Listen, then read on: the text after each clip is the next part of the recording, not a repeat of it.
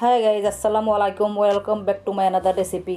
আজ আমি আপনাদেরকে দেখাবো কিভাবে গরু মাংস দিয়ে স্বামী কাবাব তৈরি করা যায়। তো গরু মাংস দিয়ে স্বামী কাবাব তৈরি করার জন্য আমি এখন হাড়, তেল, চর্বি ছাড়া আমি 250 গ্রাম গরু মাংস ধুয়ে পানি পানি ছেঁকে আমি পরিষ্কার করে রেখেছি। এখানে আমি মেজারমেন্ট কাপে 1 কাপ বুটের ডাল কিছুক্ষণ ভিজিয়ে রেখে তারপরে আমি ধুয়ে উঠিয়ে পানি ঝরিয়ে রেখেছি। এখানে আমি হলুদের গুঁড়া, মরিচের গুঁড়া, ধনিয়ার গুঁড়া, জিরার গুঁড়া, কিছু লবণ এবং শাহি জিরা আমি হাফ টেবিল চামচ করে রেখেছি। এখানে চুলে একটা ফ্রাই প্যান বসিয়েছি। ফ্রাই প্যানের ভিতরে আমি মাংসগুলা দিয়ে দিব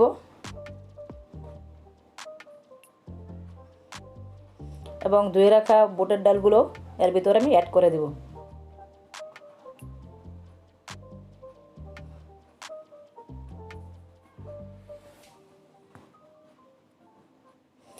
সবগুলো মশলার ভিতরে আমি অ্যাড করব। এখন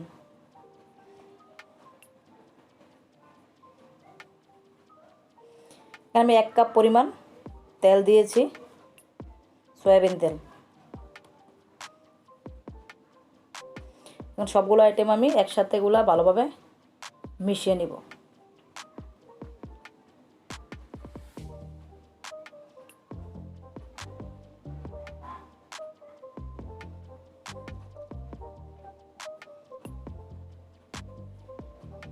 তো গাইজ, আমাদের সাথে থাকেন, আমাদের পুরো ভিডিওটা দেখেন। আমাদের চ্যানেলটাকে এখনও যারা সাবস্ক্রাইব করেন না তারা প্লিজ সাবস্ক্রাইব করবেন।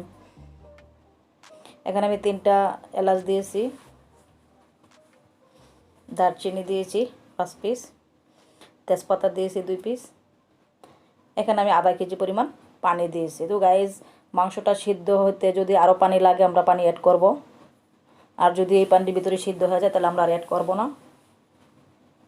মোট কথা মাংসটা সিদ্ধ হতে যতটুকু পানি লাগে ততটুকু পানি আপনারা এর ভিতরে অ্যাড করবেন। চুলাটা জ্বালিয়ে দিলাম। ও গাইজ, আমরা এখন 2 টেবিল চামচ পরিমাণ আদা এবং রসুন বাটা এর ভিতরে অ্যাড করে দিলাম।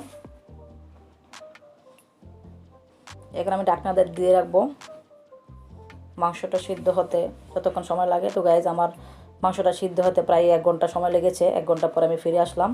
তো এগুলো মোটামুটি শুকিয়ে গেছে। যদি আমরা পাটায় বেটে নিই তাহলে একটু শুকনো করতে হবে, আর যদি আমরা ব্লেন্ডারে করি তাহলে একটু ভিজে ভিজে থাকলে কোনো সমস্যা হয় না, কারণ ব্লেন্ডারে একদম শুকনো করা যায় না। তো গাইজ, আমারটা একটু হালকা হালকা ভিজা আছে। এখন আমি এগুলো সব ব্লেন্ডারে আমি ব্লেন্ড করে নিব। একটু ঠান্ডা হওয়ার পরে আমি এগুলোকে ব্লেন্ডারে ব্লেন্ড করে নিব।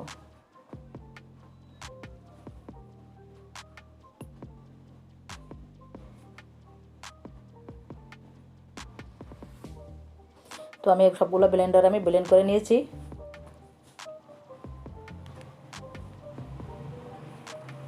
এখন একটা বলে নিয়েছি, বলের ভিতরে আমি এর ভিতরে একটা ডিম অ্যাড করব।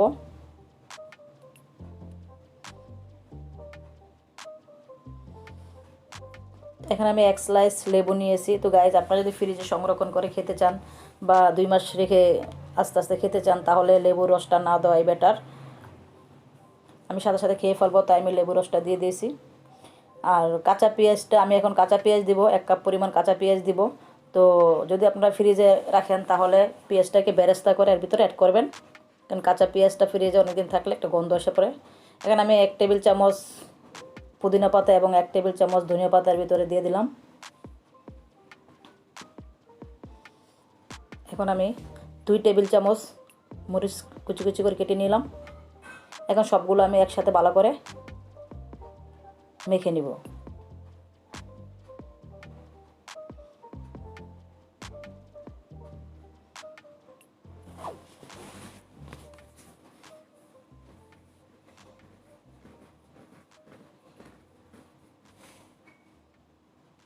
গাইজ, আপনারা এই রেসিপিটা বাসায় ট্রাই করবেন। ট্রাই করে কেমন হয় তা আমাদেরকে কমেন্ট বক্সে জানাবেন, কমেন্ট করে জানাবেন।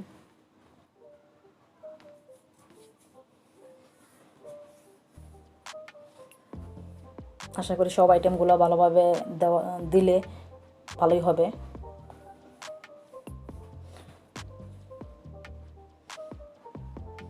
সবগুলো একসাথে ভালো করে মেখে নেওয়া হয়ে গেছে।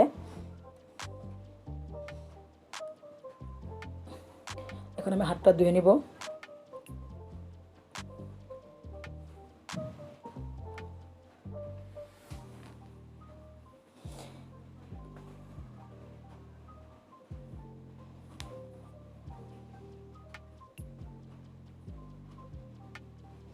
এরপর আমি হাতে কিছু সয়াবিন তেল অথবা ঘি নিয়ে এটা আমি ছোটো ছোটো করে কাবাবের মতো করে তৈরি করব।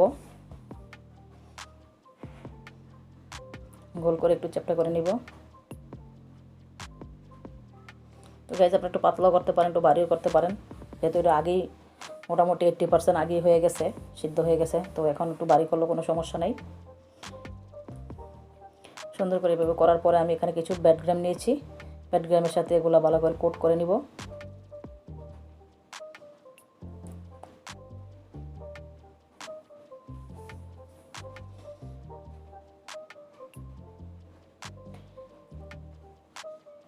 এভাবে আমি আরও একটা বানিয়ে আপনাদেরকে দেখাবো।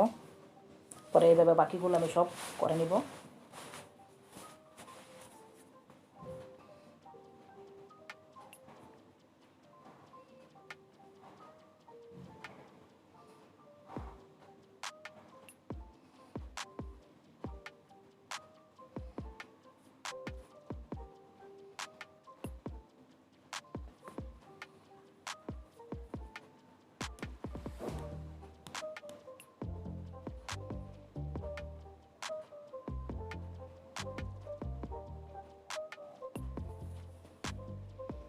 তো গাইজ এভাবে আমি সবগুলো বানিয়ে ফেলেছি।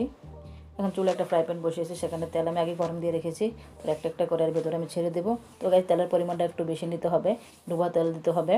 তো এখানে চুলার আঁচটা একটু মিডিয়াম লোতে দিতে হবে।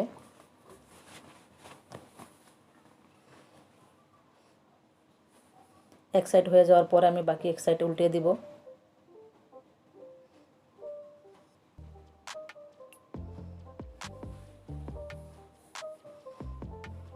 আমি আগে যেগুলো দিয়েছি সেগুলো মোটামুটি উল্টো হয়ে গেছে, এক সাইড আমি উল্টিয়ে দিয়েছি।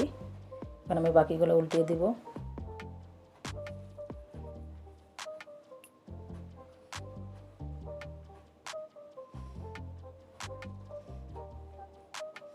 তো আমি প্রথম যেগুলো দিয়েছি সেগুলো মোটামুটি হয়ে গেছে।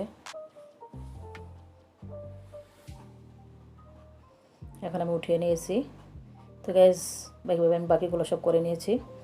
হয়ে গেল আমাদের মজাদার গরু মাংসের শামি কাবাব। তো গাইজ আমাদের সাথে থাকেন, আমাদের চ্যানেলটাকে সাবস্ক্রাইব করবেন, লাইক এবং কমেন্টের মাধ্যমে আমাদেরকে জানাবেন।